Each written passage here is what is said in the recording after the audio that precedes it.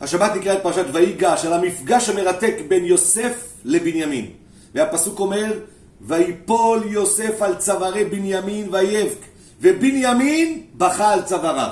מה ההדגשה הזאת שהוא בכה על הצוואר שלו? ופה כתוב צווארי, לשון רבים, פה צווארו, לשון יחיד. מה הצוואר מסמל? אומר המדרש, צוואר זה בית המקדש, שנאמר כי מגדל דוד צווארך בנוי לתלפיות.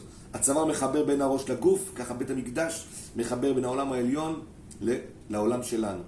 יוסף בוכה על שתי צווארים, על בית מקדש ראשון ושני שהוא בחלק של בנימין שעומד להיחרב, ובנימין בוכה על משכן שילה שהוא בחלק של יוסף שעומד להיחרב.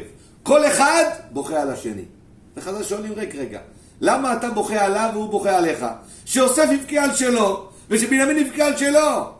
אלא התורה מלמדת אותנו, מה שקשור אליך זה לא לבכות, זה לקום, לפעול ולעשות. יוסף לא בוכה על שלו, הוא צריך לעבוד שמשכן שלו לא ייחרב, ובנימין אותו דבר. מה שלא קשור אליי ואני לא יכול לפעול, אני משתתף עם החבר ואני בוכה איתו.